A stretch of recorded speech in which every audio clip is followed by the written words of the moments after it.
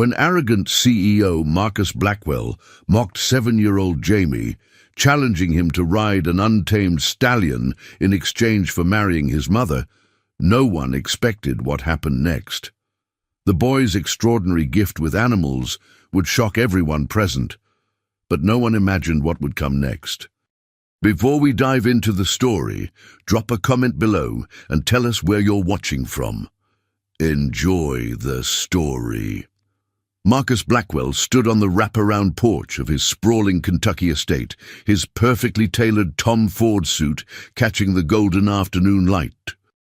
At 32, he commanded respect through fear rather than admiration, his steel-grey eyes scanning his property with the cold calculation of a man who measured everything by its monetary value. The sound of hooves echoed from the nearby paddock, where Thunder, his prized black stallion, paced restlessly behind reinforced fencing. "Mr. Blackwell, sir?"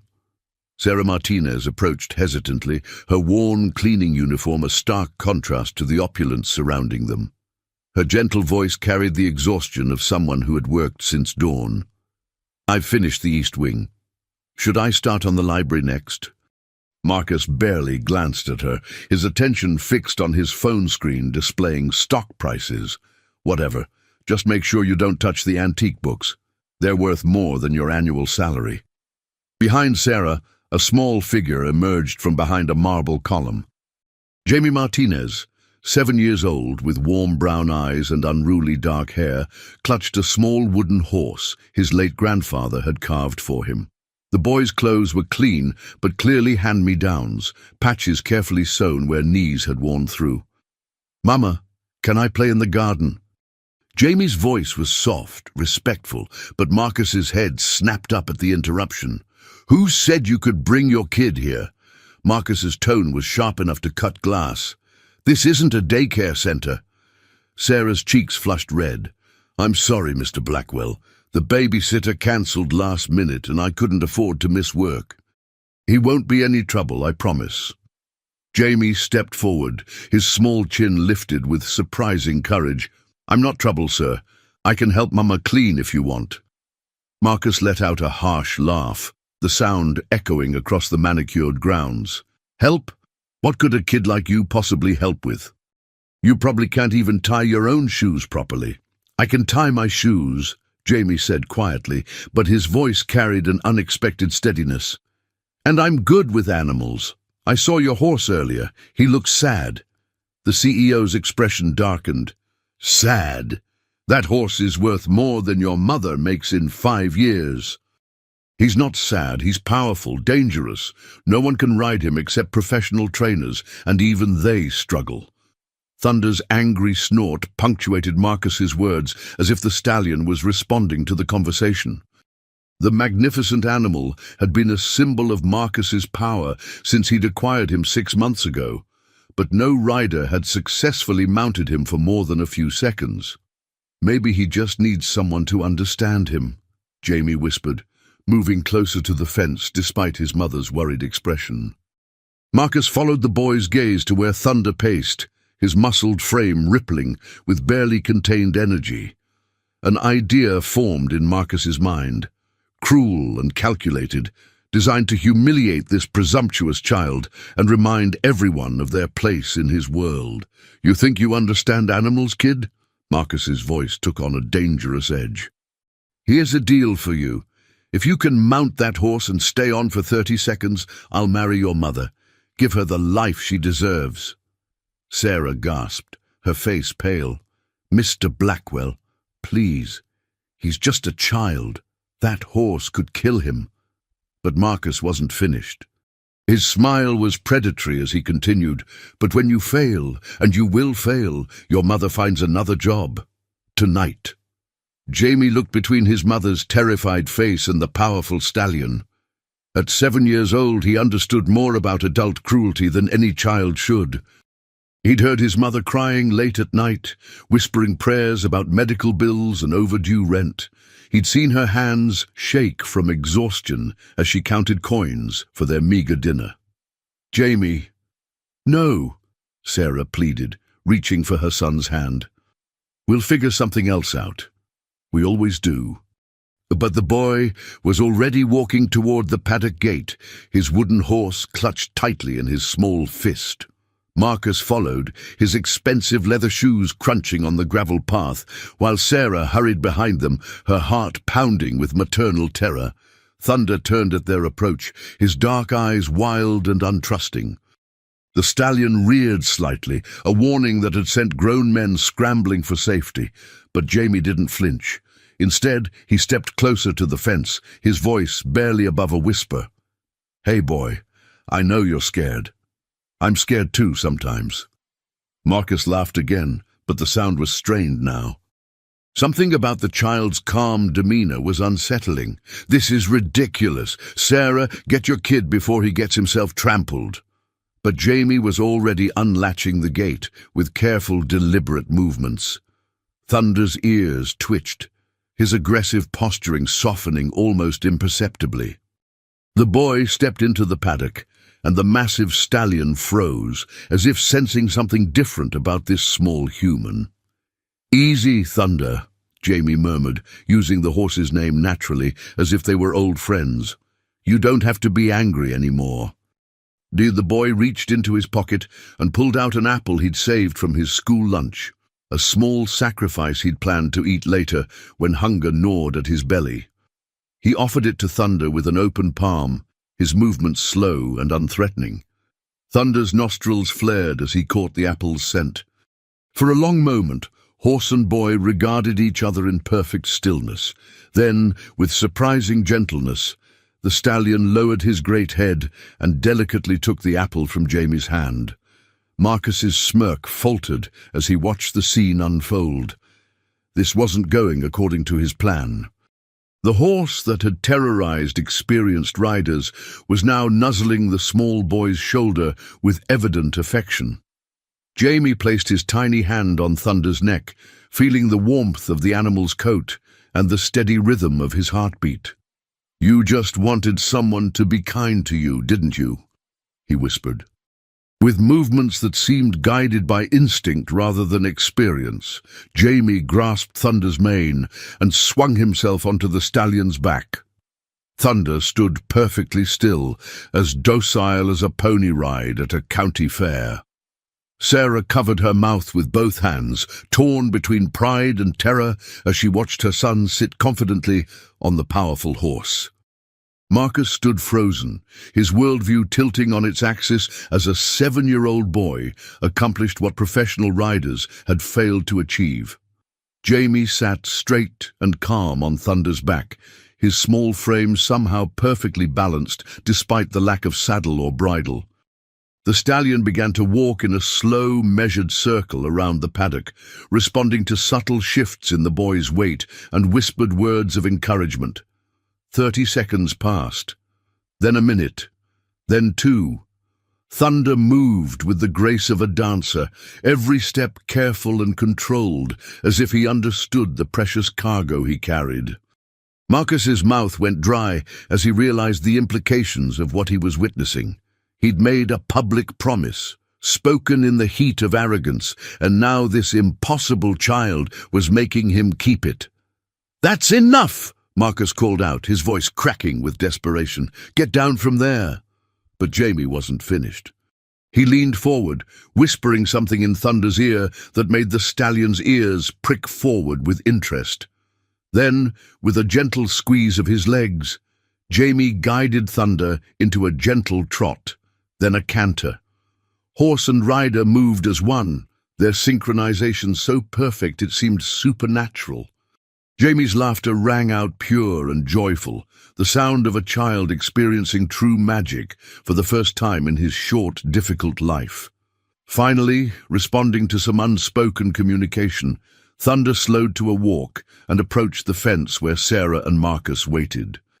Jamie slid down from the stallion's back with easy grace, then turned to stroke the horse's neck one final time. "Good boy, Thunder. Thank you for trusting me."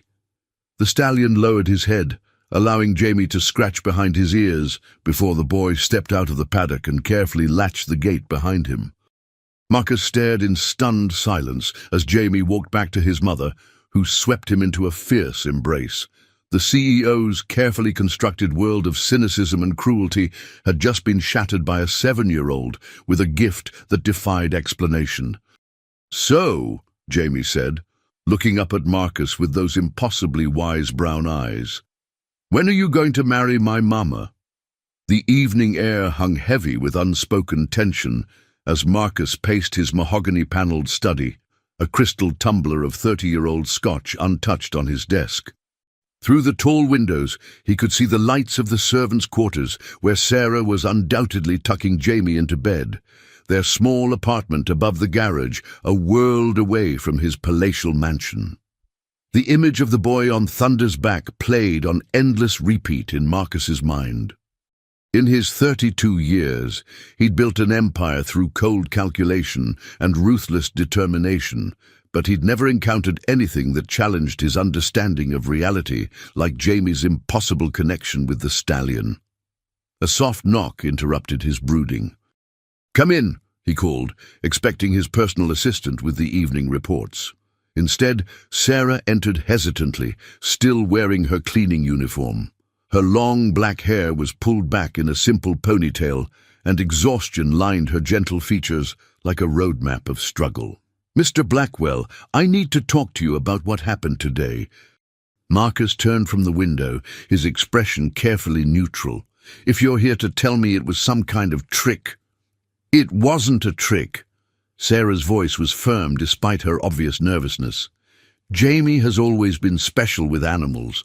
Even as a toddler, stray dogs would follow him home. Birds would land on his shoulders. I thought it was just, I don't know, coincidence maybe." She moved closer, her work-worn hands clasped tightly in front of her. "But what you saw today, that was real. Jamie did something incredible, and now you're bound by your word." Marcus's jaw tightened. "You can't seriously expect me to marry you because of some playground dare." "I was trying to teach the boy a lesson about knowing his place." "His place?" Sarah's gentle demeanor flashed with sudden fire. "Jamie is 7 years old. His place should be in a classroom learning about dinosaurs and multiplication tables, not witnessing adults mock children for sport." "Hey!" The unexpected steel in her voice caught Marcus off guard. In the 6 months she'd worked for him, Sarah had been nothing but deferential, almost invisible. This woman defending her son was someone entirely different.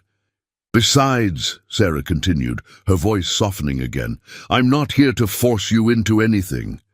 I know the kind of man you are, Mr. Blackwell.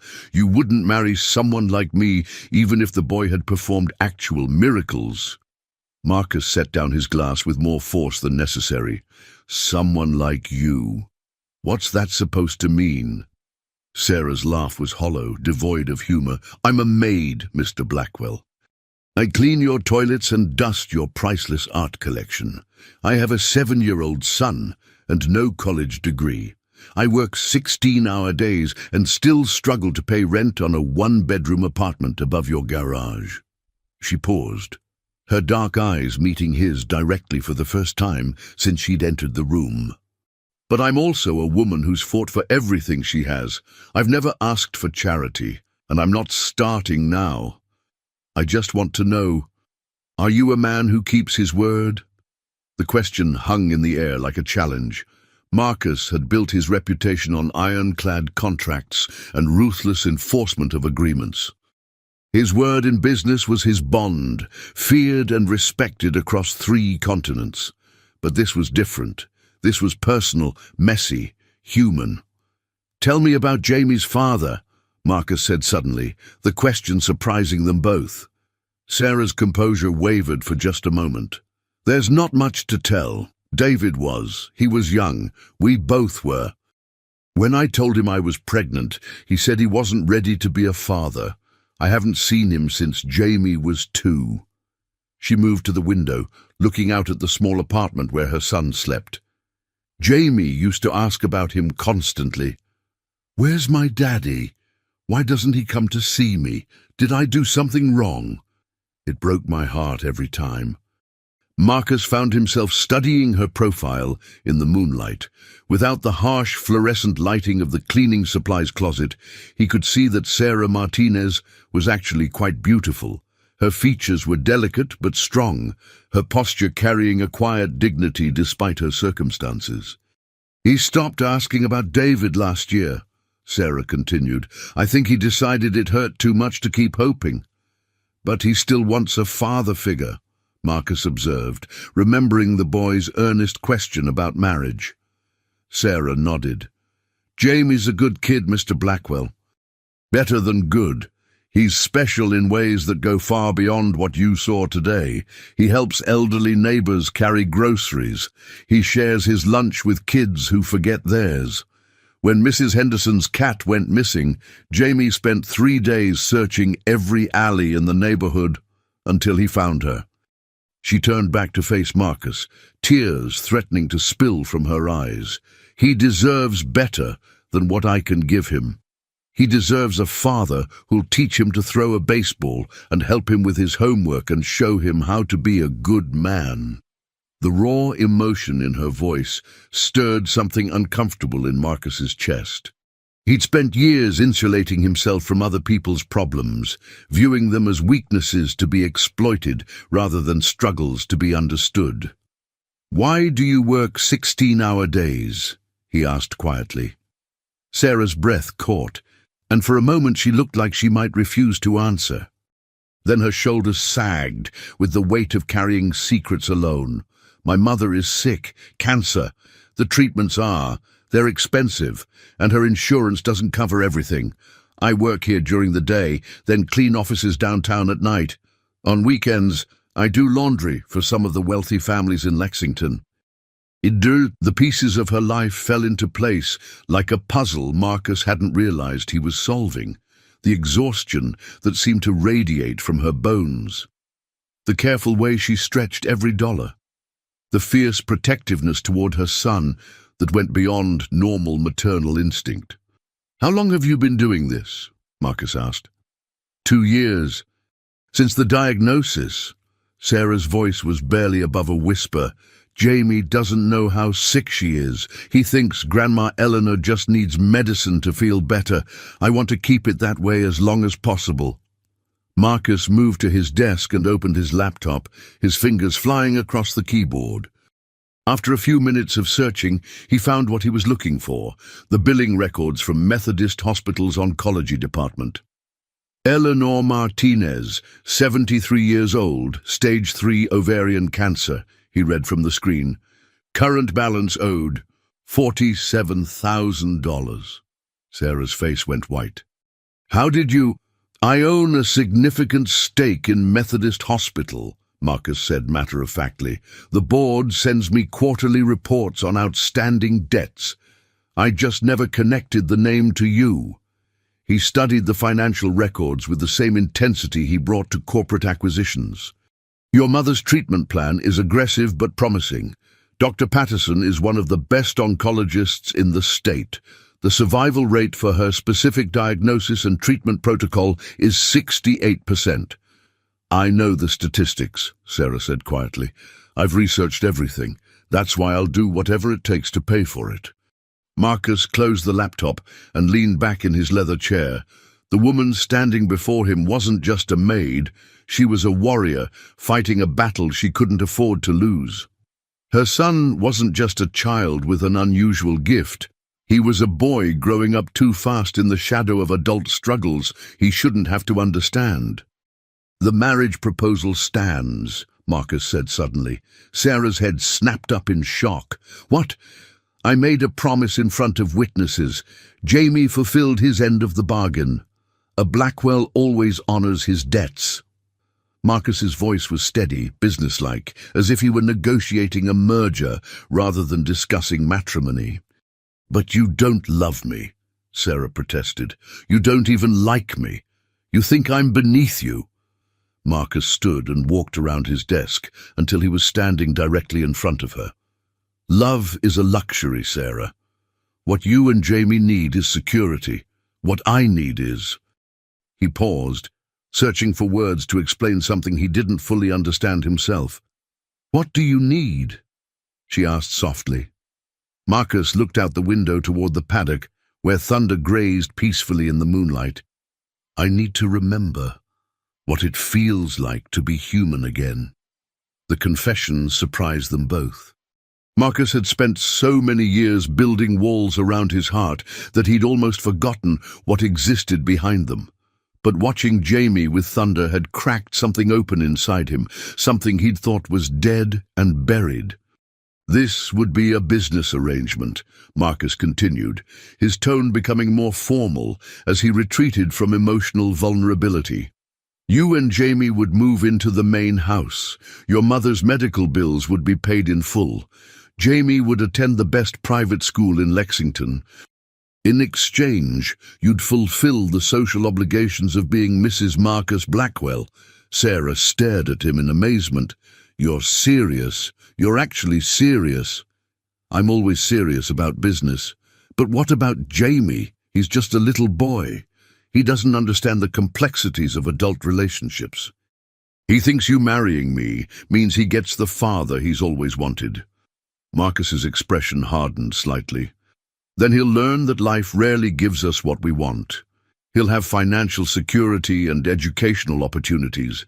That's more than most children get." "It's not more than he deserves," Sarah said fiercely. "Jamie deserves a father who loves him, not a business arrangement that treats him like a side benefit." "Love is a fairy tale, Sarah. Security is real. Protection is real. The chance to save your mother's life is real." Marcus returned to his desk and pulled out a legal pad. "I'll have my attorney draw up a contract. We can be married within the week." Sarah watched him begin writing, his elegant handwriting filling the page with the cold language of legal agreements. She thought about her mother's pain-filled nights and Jamie's innocent dreams of having a family. She thought about the bills piling up on her tiny kitchen table and the fear that kept her awake most nights. "One condition," she said suddenly. Marcus looked up, his pen poised over the paper. "What?" "You don't hurt Jamie, ever. Not with words, not with neglect, not with cruelty disguised as life lessons. He's been through enough disappointment for one lifetime." "I'm not a monster, Sarah." "Prove it," she challenged. "Show me that the man who would mock a 7-year-old child for sport is capable of basic human decency." Marcus set down his pen and studied her face. "You're not what I expected." "What did you expect?" "Gratitude, submission. A woman so desperate for security that she'd accept any terms without question." Sarah's smile was sad but knowing. "I am desperate, Mr. Blackwell. More desperate than you can possibly imagine.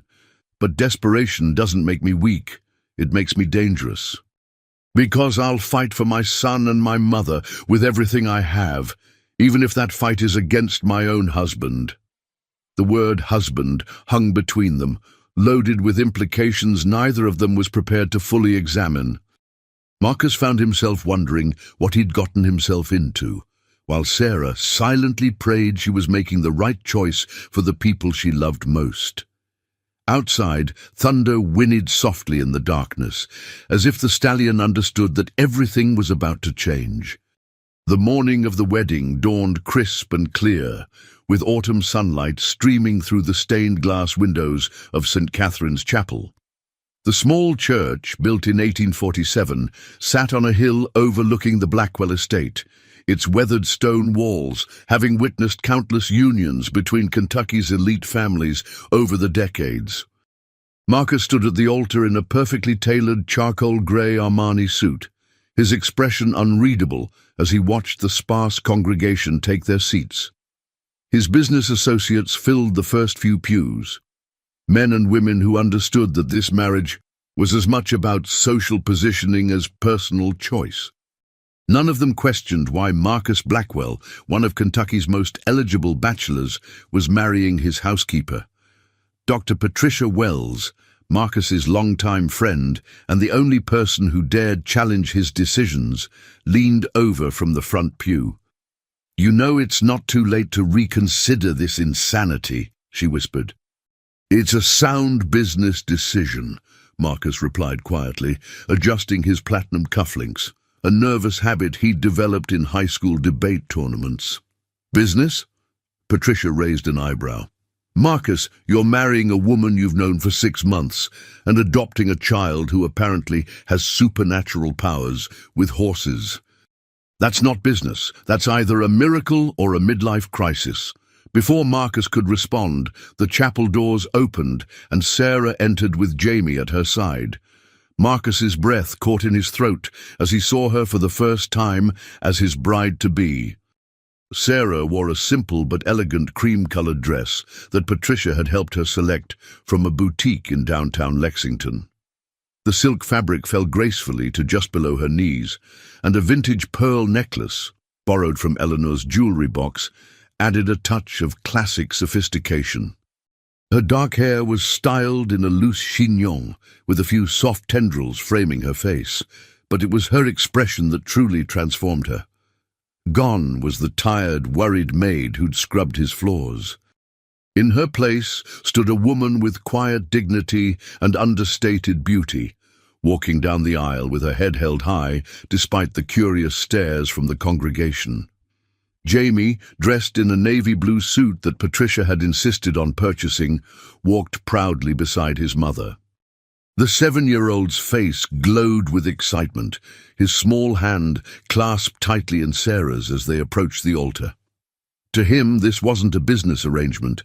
It was the answer to every prayer he'd whispered into his pillow at night. "She's beautiful," Patricia murmured, and Marcus found himself nodding in agreement before he caught himself. Father Mackenzie, the elderly priest who'd baptized Marcus 32 years earlier, smiled warmly as the small wedding party gathered at the altar. The ceremony would be brief and simple, exactly as Marcus had requested. No fuss, no sentiment, just the legal formalities required to make Sarah Martinez into Sarah Blackwell.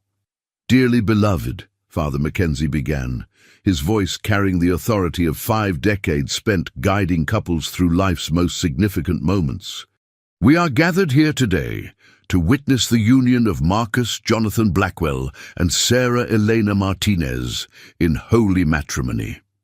Marcus barely heard the opening words, his attention focused on Sarah's profile as she stood beside him.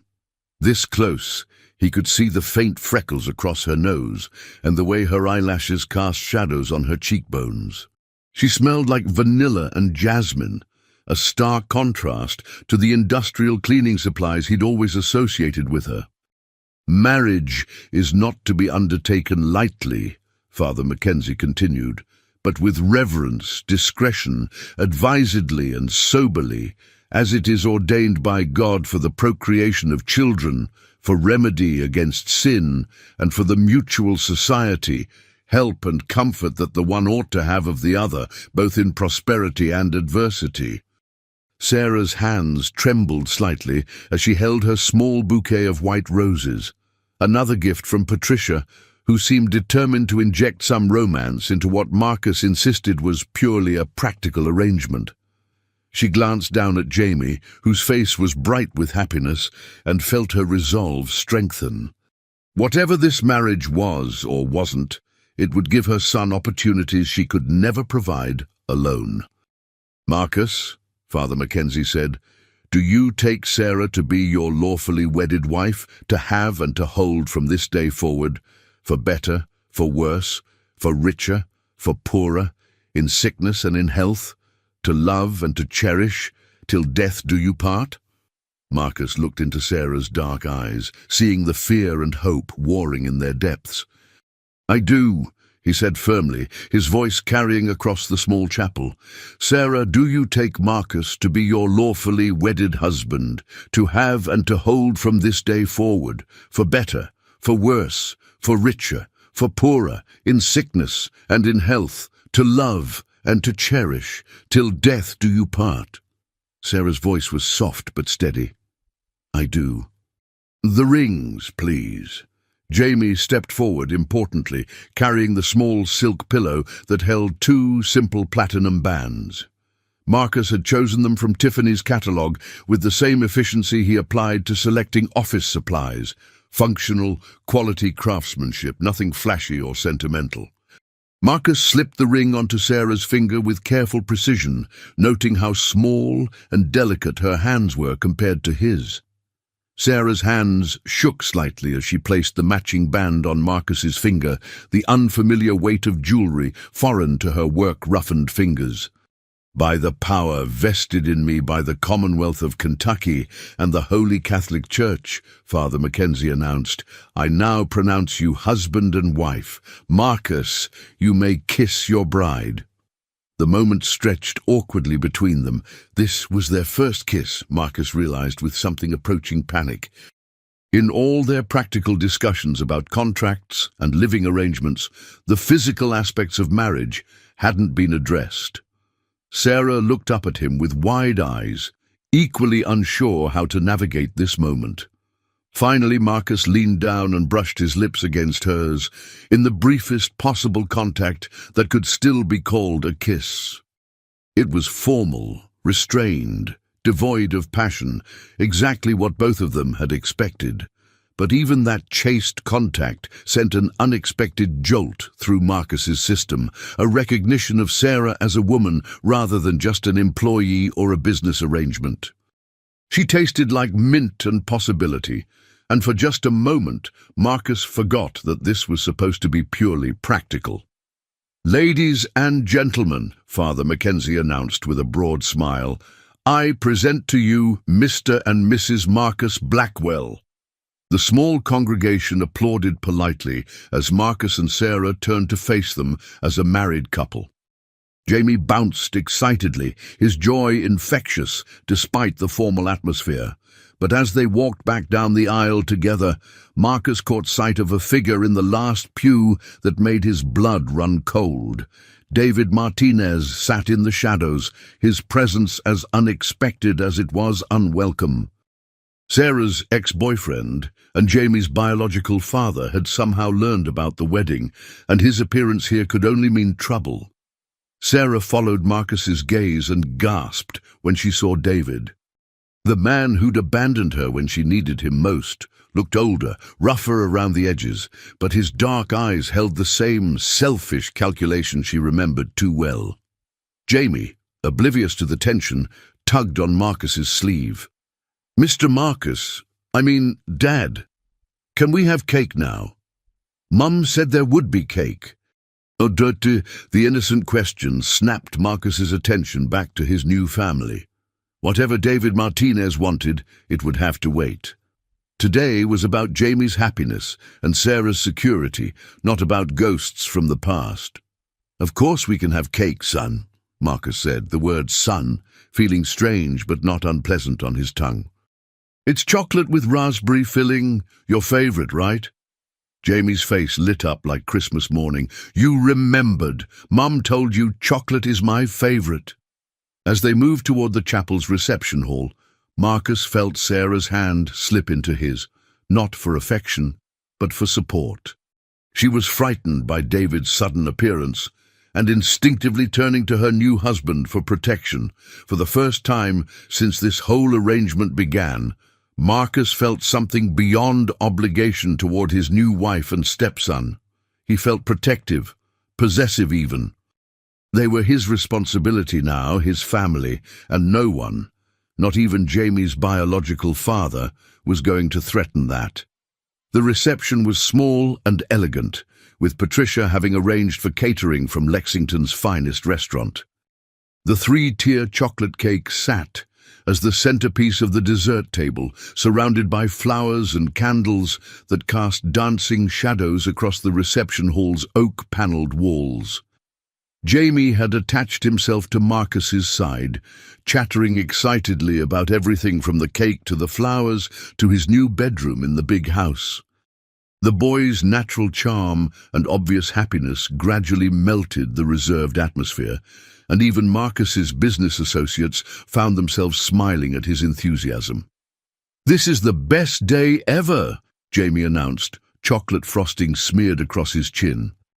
"I have a dad now, and Mom doesn't have to work so hard, and Grandma Eleanor is going to get better medicine." Patricia pulled Marcus aside during the reception, her expression serious. He's going to break your heart, you know. What do you mean? Jamie. That little boy adores you already, and you're going to disappoint him when he realizes this marriage isn't what he thinks it is. Marcus watched Jamie explaining horse behavior to a bemused corporate lawyer, his small hands gesturing animatedly as he described Thunder's personality. Children are resilient, he'll adapt. Will you? Patricia challenged. Because I've watched you for the past hour, and you're already changing. The way you look at Sarah, the way you respond to Jamie, this isn't as cold and calculated as you want everyone to believe.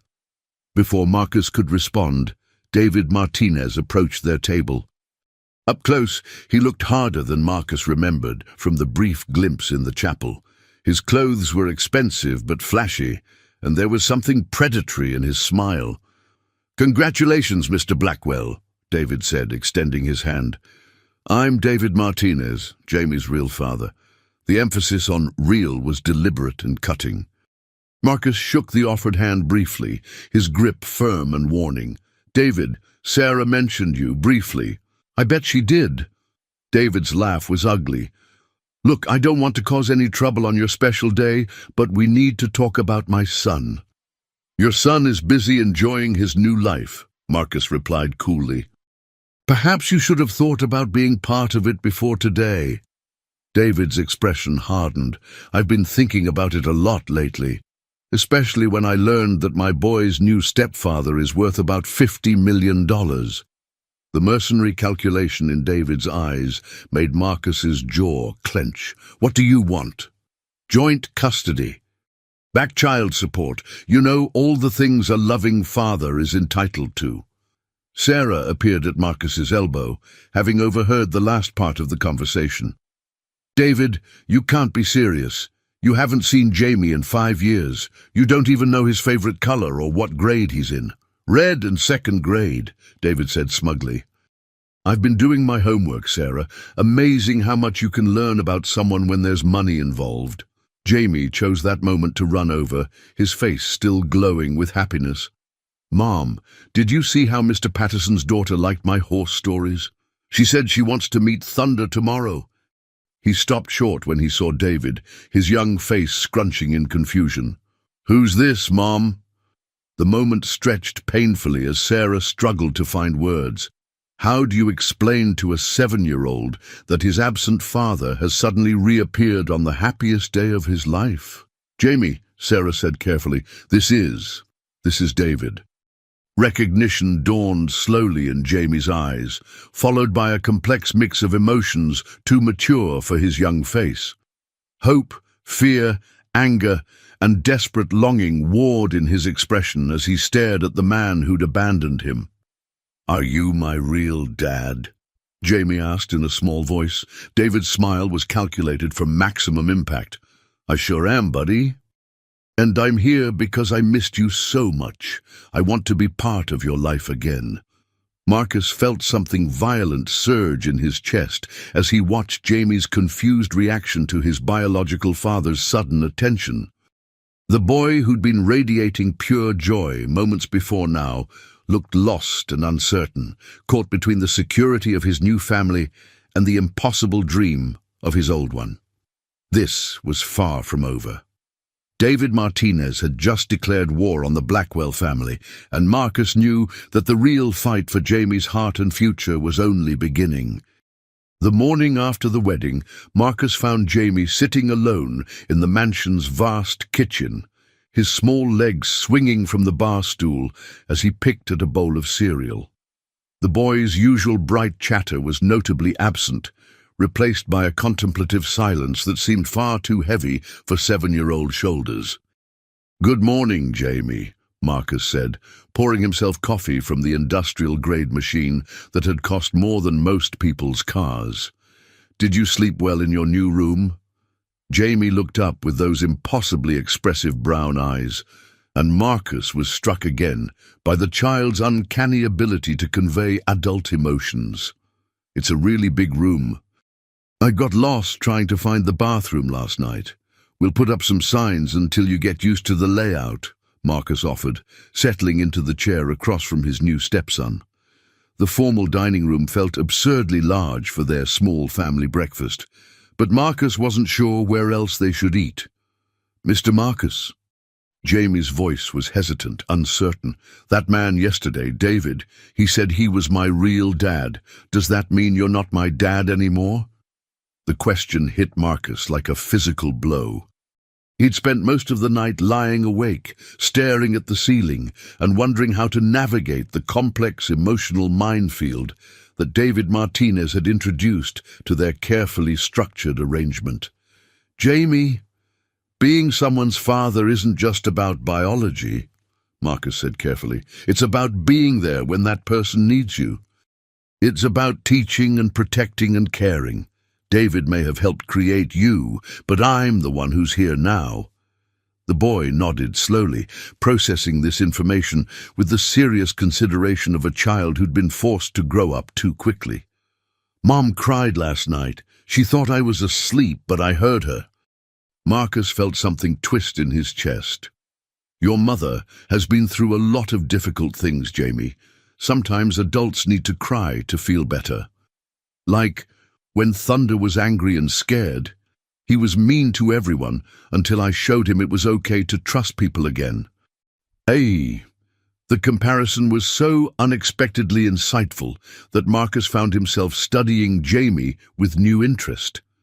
This child saw connections and patterns that escaped most adults, viewing the world through a lens of empathy and understanding that was both remarkable and rare. "That's exactly right," Marcus said. "Sometimes people and horses act angry or mean when they're really just scared or hurt." Jamie brightened at the validation, his natural optimism beginning to resurface. "Can we go see Thunder today? I want to show you how we talk to each other." Before Marcus could respond, Sarah appeared in the doorway, wearing one of the new outfits Patricia had helped her select. A simple but elegant blue dress that transformed her from housekeeper to lady of the manor. Her eyes were slightly red-rimmed from crying, but she'd applied makeup skillfully enough to hide most of the evidence. "Good morning," she said softly, her gaze flickering uncertainly between Marcus and Jamie. The dynamic between them all had shifted overnight, and none of them quite knew how to navigate their new roles. "Mom!" Jamie jumped down from his stool and ran to hug her around the waist. "Mr. Marcus said we're still a family, even though David came back. And he's going to watch me and Thunder talk today." Sarah's eyes met Marcus's over Jamie's head, gratitude and apprehension warring in her expression. "That sounds wonderful, sweetheart. But first we need to discuss something important." She guided Jamie back to his stool and took a deep breath. "David called this morning. He wants to take you out for lunch today, just the two of you." Marcus's coffee cup hit the granite countertop with more force than intended. "Absolutely not." "Marcus," Sarah's voice carried a warning. "He has legal rights." "Lied. He has legal obligations he ignored for 5 years. Marcus shot back, then caught himself as he saw Jamie watching their exchange with growing distress. "I mean, perhaps we should discuss this privately." But Jamie was already climbing down from his stool, his face pale with the kind of fear that came from watching the adults in his life argue about his future. "I don't want to go with David. I don't know him. I want to stay here with you and Mom." Sarah knelt down to Jamie's eye level, her voice gentle but firm. "Sometimes we have to do things we don't want to do, especially when they involve family. David is your biological father, and he says he wants to get to know you better." "But I already have a dad now," Jamie protested, looking desperately at Marcus. "Right? You married Mom, so you're my dad. That's how it works." And the naked hope in the boy's voice was almost unbearable. Marcus found himself caught between his business-oriented practicality and an unexpected surge of protective instinct that surprised him with its intensity. "Jamie," Marcus said carefully, "I will always be here for you, no matter what happens with David. That's a promise." The sound of a car door slamming in the circular driveway interrupted their conversation. Through the kitchen's bay window, they could see David Martinez climbing out of a flashy red sports car that looked expensive but somehow cheap at the same time. "He's early," Sarah muttered, glancing at the clock. "He said 1 o'clock. David knocked on the front door with the aggressive confidence of someone who'd never learned to wait for permission. Marcus stood, his protective instincts fully engaged now, and moved toward the foyer, with Sarah and Jamie following close behind. When Marcus opened the door, David was already checking his reflection in the hall mirror, adjusting his designer sunglasses and smoothing his hair. He wore a leather jacket over dark jeans and boots that were trying too hard to project an image of dangerous charm. "Morning, family," David said with a grin that didn't reach his eyes. "Ready to spend some quality time with your old man, Jamie?" Jamie pressed closer to Marcus, his small hand gripping the fabric of Marcus's casual Saturday shirt. "I thought we were supposed to go later. I figured why wait? Time's wasting, and we've got 7 years to catch up on." David's gaze swept the opulent foyer, taking in the crystal chandelier and original oil paintings with barely concealed avarice. "Nice place you've got here, Marcus. Must be nice to buy yourself a ready-made family." "David," Sarah's voice carried a sharp warning. "Not in front of Jamie."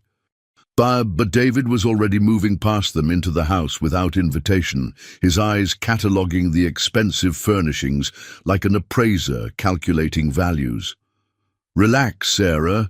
I'm just admiring your upgrade, from cleaning lady to millionaire's wife. That's quite a leap."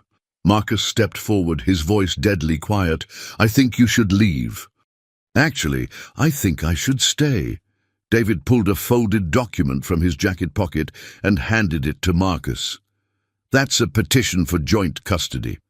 Filed yesterday afternoon with the family court. Looks like we're going to be co-parenting, Marcus." Sarah gasped, her face going white as she read over Marcus's shoulder. The legal document was professionally prepared and disturbingly thorough, requesting not only joint physical custody, but also child support retroactive to Jamie's birth. "You can't be serious," Sarah whispered.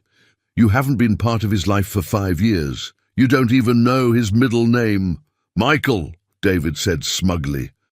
"Jamie Michael Martinez, born October 15th at Methodist Hospital, 7 pounds 3 ounces, blue eyes that turned brown when he was 6 months old. First word was mama, but his second was dada. That's me, in case you forgot." Jamie stared at David in amazement. "You know all that about me?" "I know everything about you, son. I may not have been around, but I never stopped caring. I just needed to get my life together first, so I could be the father you deserve." The words were perfectly calculated to appeal to a 7-year-old's desperate need for paternal love and approval.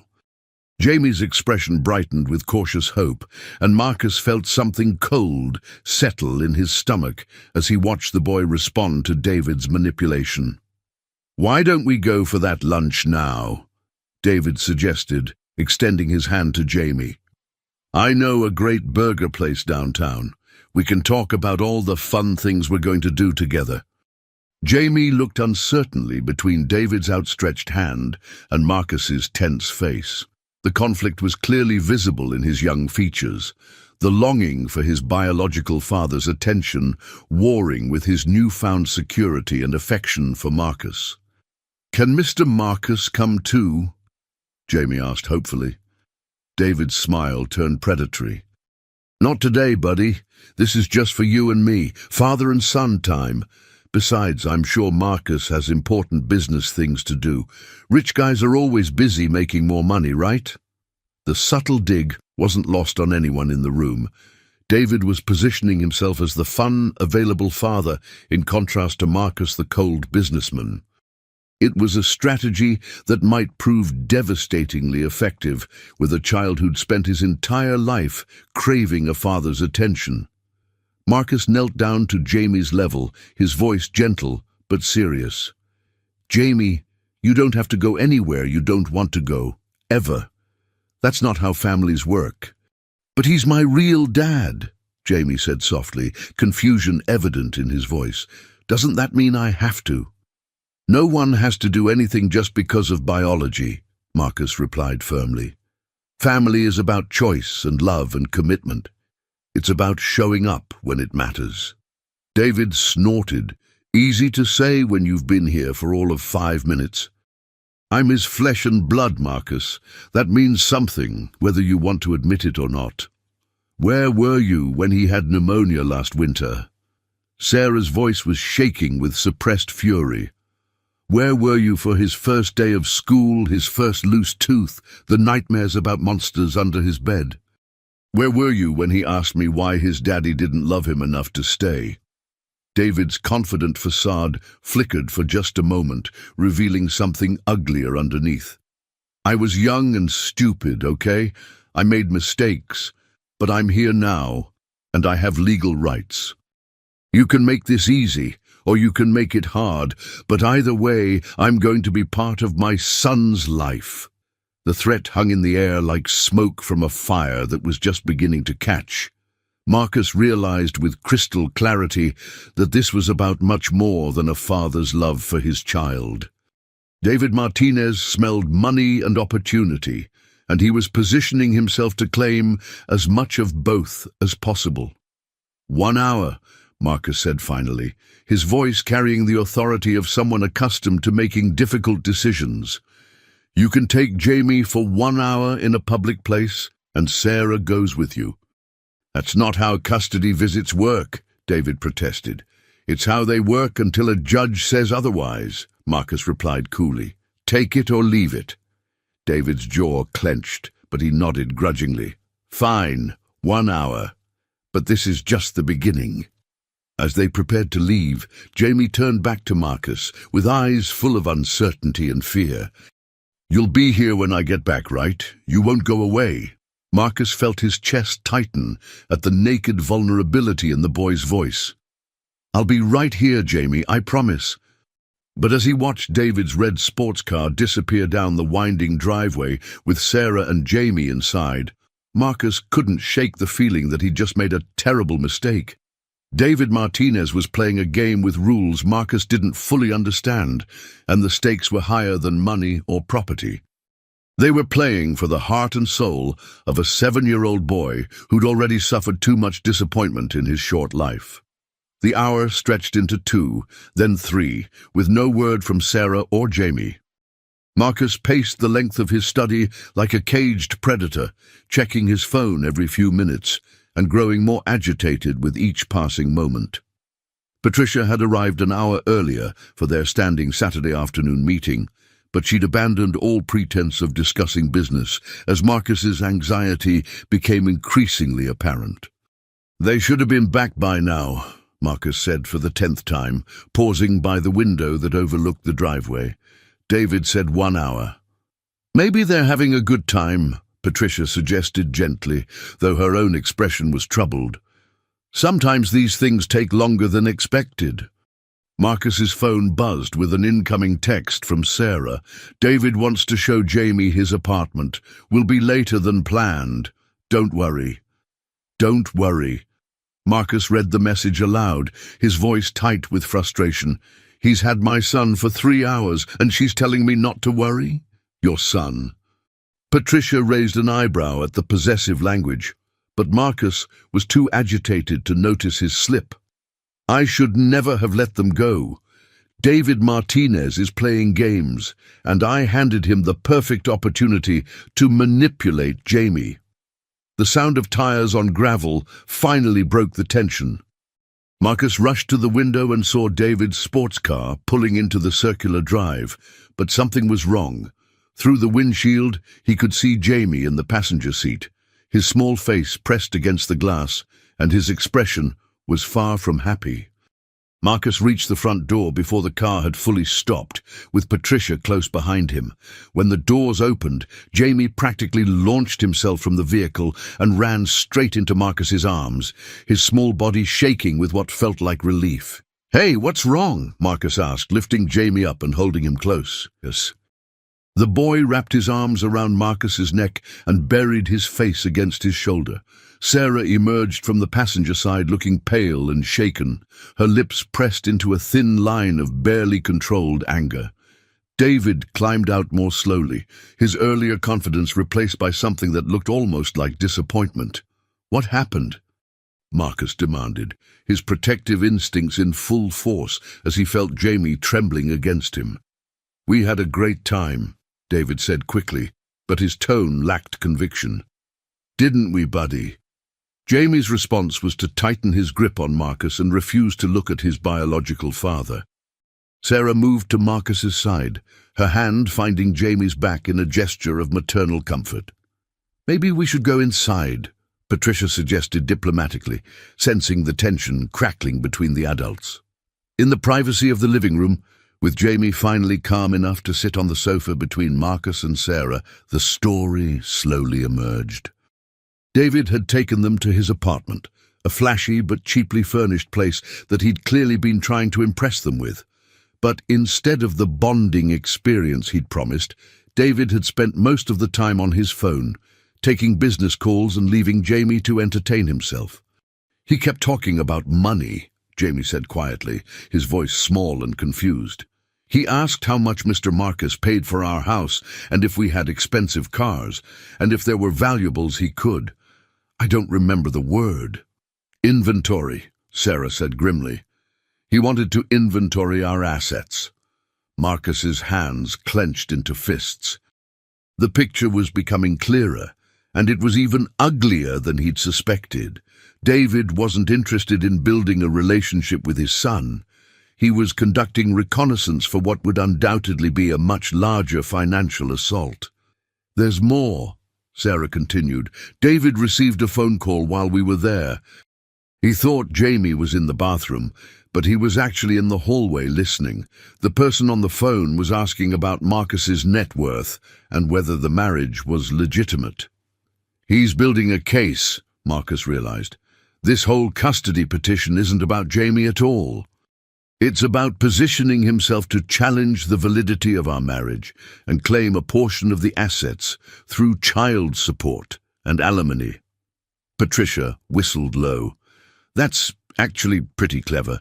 Disturbing and mercenary, but clever." Jamie looked up at Marcus with confusion evident in his young face. "I don't understand. Why would David want to take our house? I thought he wanted to be my dad." The innocent question cut straight to the heart of the matter. How do you explain to a 7-year-old that his biological father sees him not as a son to love, but as a tool to be used for financial gain? "Some people make very poor choices, Jamie," Marcus said carefully. "Sometimes adults get confused about what's really important. But I thought..." Jamie's voice trailed off, and Marcus could see the exact moment when the boy's dreams of having his biological father back began to crumble. It was heartbreaking to witness this loss of innocence in such a young face. "I know what you thought, sweetheart," Sarah said softly, pulling Jamie closer. "I thought the same thing. I hoped David had changed, that he'd grown up and really wanted to be your father. But some people don't change, no matter how much we want them to." David, who'd been standing uncomfortably by the fireplace during this exchange, finally spoke up. "You're twisting everything around. I do want to be part of Jamie's life. Maybe I made some mistakes today, but I'm learning. This is all new to me." "What's new?" Marcus stood, his patience finally exhausted. "Being a father. You've had 7 years to figure that out. Caring about your son's emotional well-being, that should come naturally. Or maybe what's new is realizing that Jamie comes with a very wealthy stepfather now." David's mask slipped completely. "You think you're better than me because you have money? You think you can just buy yourself a family and everything will be perfect? I think I'm better than you because I actually care about Jamie's happiness more than my own financial gain," Marcus shot back. "I think I'm better than you because when he has nightmares, I want to comfort him, not calculate how much child support I can extract from the situation." "Stop it!" Jamie's voice was surprisingly strong for such a small child. "Stop fighting about me like I'm not here!"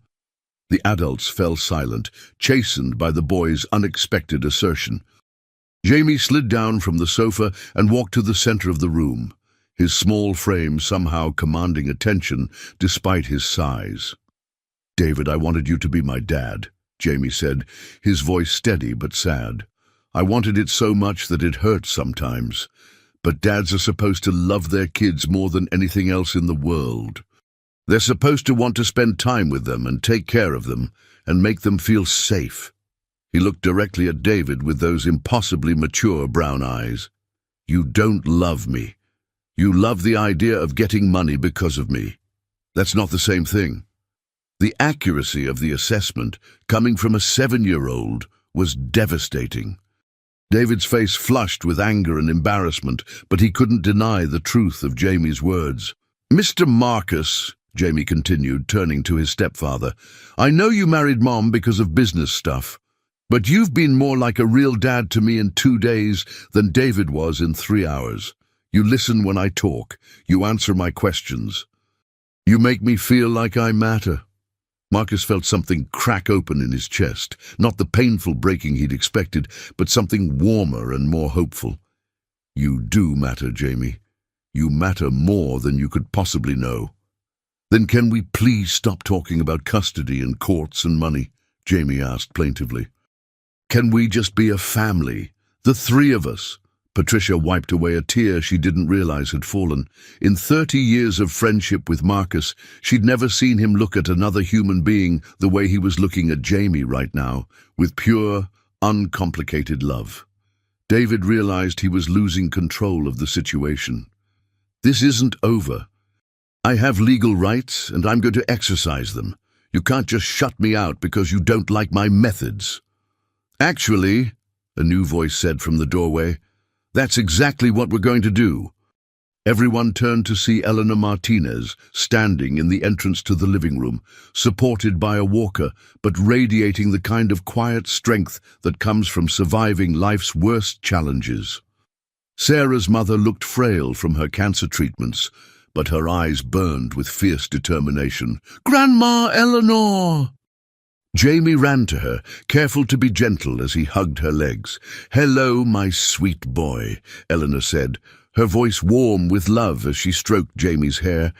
"I heard there was some trouble today." She looked directly at David, her gaze unflinching despite her physical frailty. "David Martinez, you are a coward and a user. You abandoned my daughter when she needed you most. And you broke this child's heart with your selfishness. Now you want to waltz back in because you smell money." "Mrs. Martinez, David began, but Eleanor held up a trembling but authoritative hand. "I'm not finished. I may be dying, but I'm not dead yet, and I will use every breath I have left to make sure you don't hurt this family again." Her voice grew stronger with each word, fueled by righteous maternal fury. "I've spent the last 2 hours on the phone with some very interesting people. You see, when you've lived as long as I have, you accumulate favors and friendships. Judge Patricia Stevens owes me one from when I helped her daughter through a difficult time. Detective Ray Morrison's son was in Jamie's class last year, and my old friend Maria Rodriguez happens to work in the county clerk's office."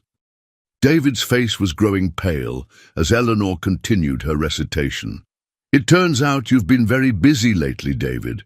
3 different attempts to establish paternity claims in 3 different states.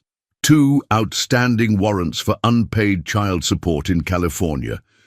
And some very interesting financial records that suggest you make a living targeting single mothers who've married wealthy men." The room fell completely silent except for the sound of David's increasingly labored breathing. Marcus felt a surge of admiration for this frail but formidable woman who'd just demolished David's entire scheme with the efficiency of a seasoned prosecutor.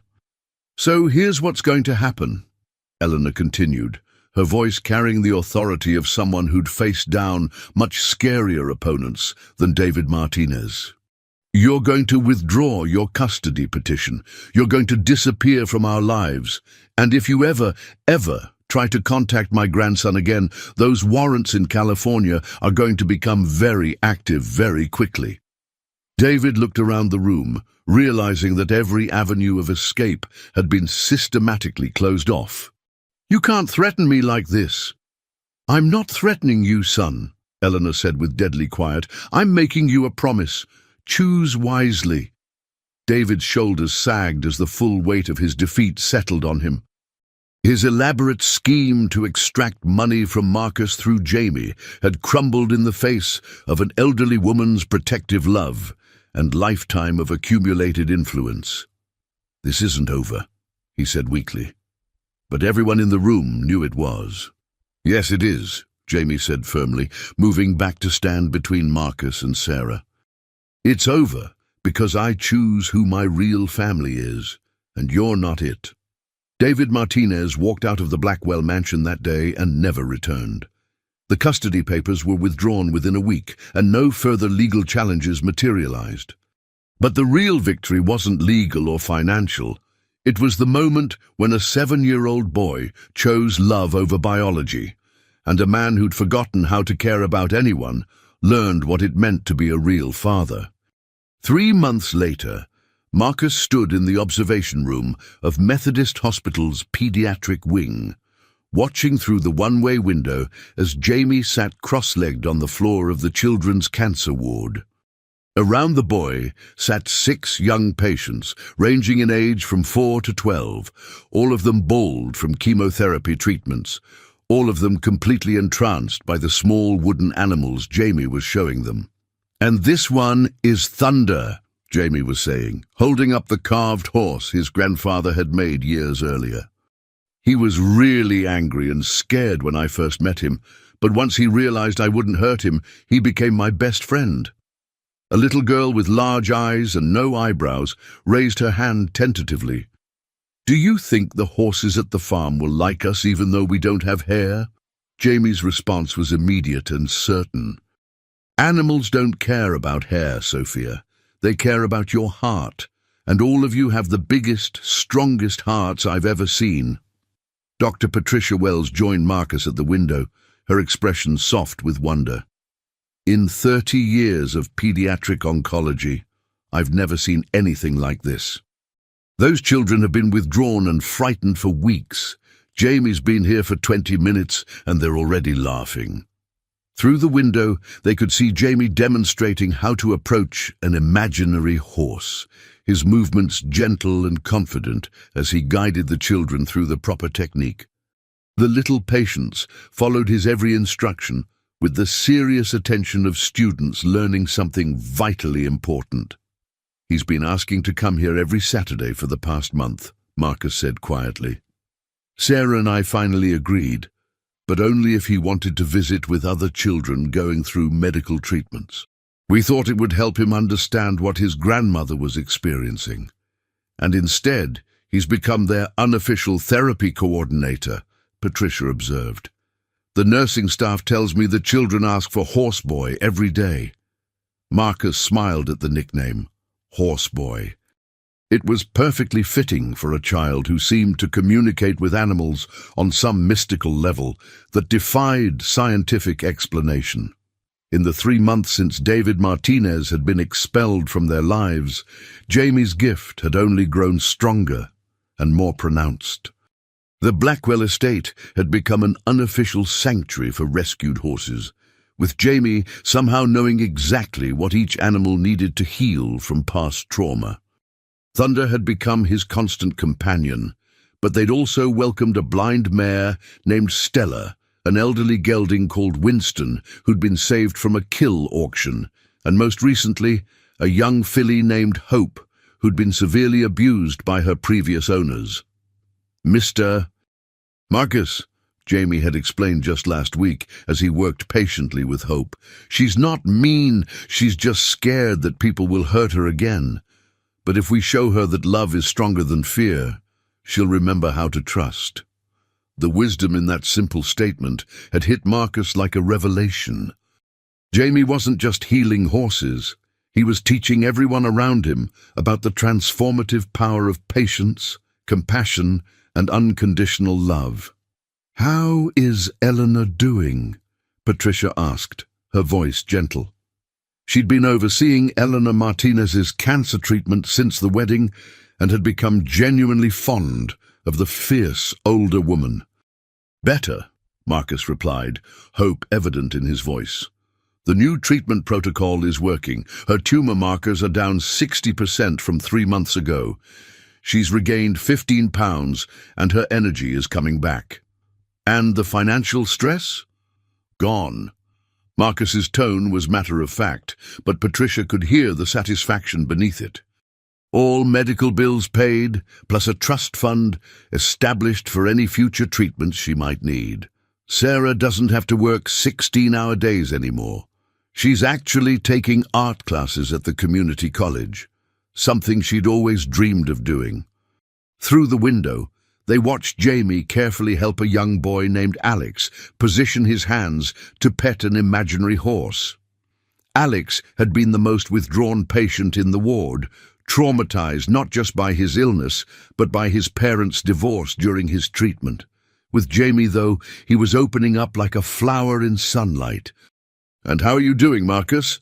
Patricia asked pointedly. "Really?" Marcus considered the question carefully. 3 months ago, if someone had told him he'd be spending his Saturdays in a children's hospital, that he'd have 4 rescue horses living on his property, and that he'd be genuinely, completely happy, he would have recommended professional psychiatric evaluation.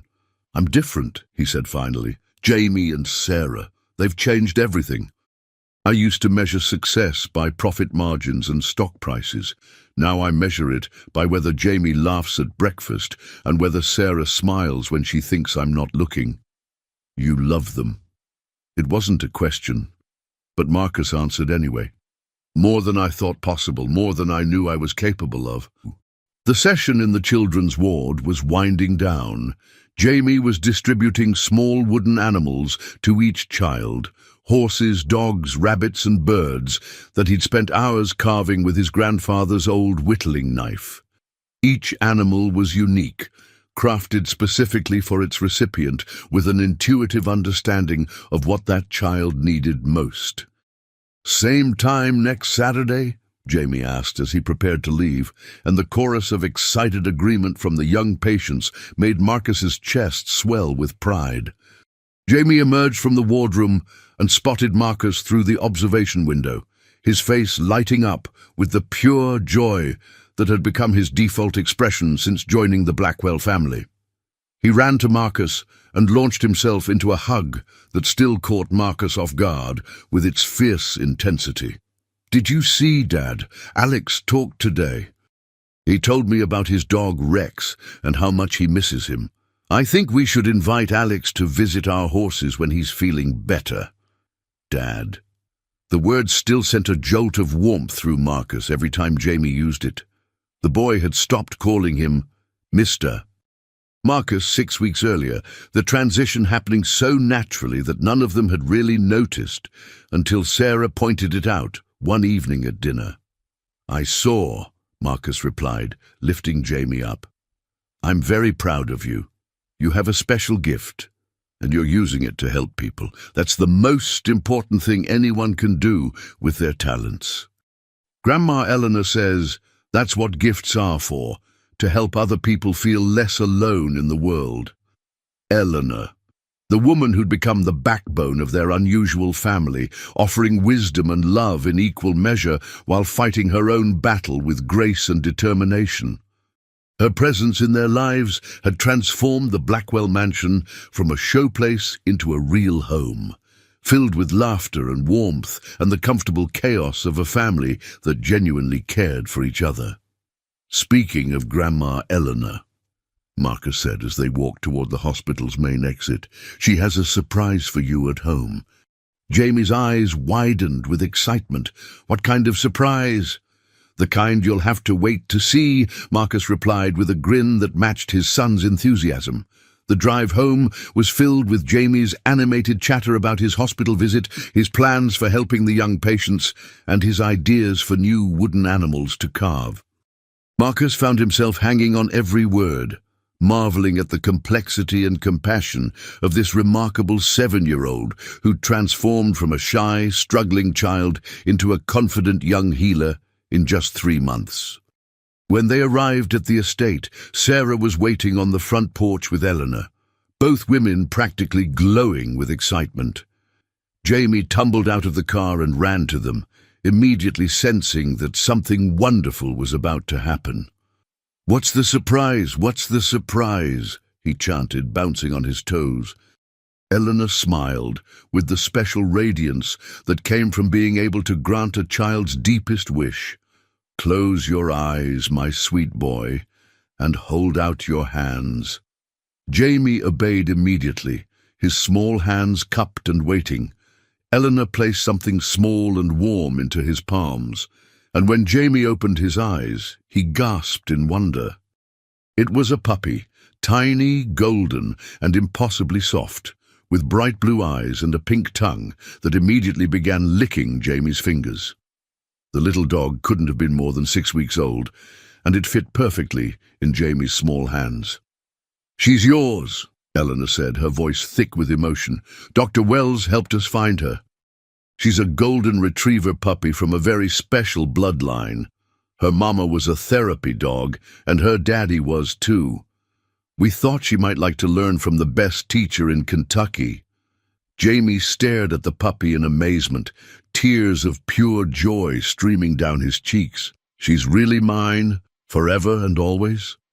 "Udrit, forever and always," Sarah confirmed, kneeling down to be at eye level with her son. "What are you going to name her?" Jamie held the puppy up so he could look directly into her bright blue eyes. The little dog regarded him with the same serious attention that all animals seemed to give Jamie, as if recognizing something special in this small human. "Hope," Jamie said without hesitation. "Her name is Hope, because that's what she's going to help me give to all the sick kids and scared animals we meet."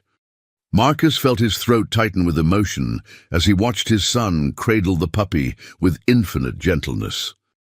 In that moment, he saw their entire future stretching ahead, Jamie growing into a young man who would heal both animals and humans with equal skill, Sarah blooming into the artist she'd always been meant to be, Eleanor beating cancer through sheer force of will and stubborn love. And somehow, impossibly, Marcus Blackwell, the man who'd once measured worth in dollars and considered emotions a liability, had become the center of it all. Not through money or power or manipulation, but through the simple act of opening his heart to a 7-year-old boy who taught him that the most valuable things in life couldn't be bought, sold, or traded. They were earned through love, protected through commitment, and multiplied through generosity. As the family walked into their home together, Hope the puppy snuggled against Jamie's chest, while Thunder whinnied a greeting from the nearby pasture. Marcus realized that his transformation was complete. The arrogant CEO who'd once mocked a child for his dreams had become a man who would move mountains to protect those dreams. And it had all started with a 7-year-old boy, a wild stallion, and the extraordinary power of love to change everything. That evening, as Marcus tucked Jamie into bed with Hope curled up beside him, Jamie looked up with those wise brown eyes that had seen too much pain and somehow chosen joy anyway. "Dad, do you think David will ever learn how to love people the right way?" The question caught Marcus off guard with its maturity and compassion. Even after everything David had put them through, Jamie was still capable of hoping for his biological father's redemption. "I don't know, son," Marcus answered honestly. "Some people take longer to learn about love than others, but that's not your responsibility. Your job is to keep being the amazing, loving person you already are." Jamie nodded solemnly, then smiled with the radiant happiness that had become his trademark. "I love our family, Dad. I love that we all chose each other." I love our family too, Jamie, more than anything in the world. As Marcus turned off the light and headed for the door, Jamie's sleepy voice followed him. Dad, thank you for keeping your promise. What promise was that? That you'd be here when I got back from that first lunch with David. You said you'd be right here, and you have been. Every day. Marcus stood in the darkway for a long moment, overwhelmed by the simple truth of his son's words. He had kept his promise, not just the literal one about being present, but the deeper commitment to being the father Jamie deserved. Sweet dreams, son, he whispered. Sweet dreams, Dad. And as Marcus walked down the hallway toward the bedroom he now shared with Sarah, toward the life he'd never known he wanted, he realized that sometimes the most extraordinary miracles come disguised as ordinary moments. A boy and a horse, a family choosing love over convenience. A man discovering that his heart was capable of far more than he'd ever imagined. The transformation was complete, but the story would continue for years to come, written in rescued animals and healed children, in art classes and hospital visits, in the daily miracle of a family that had found each other against all odds and chose to stay together through love.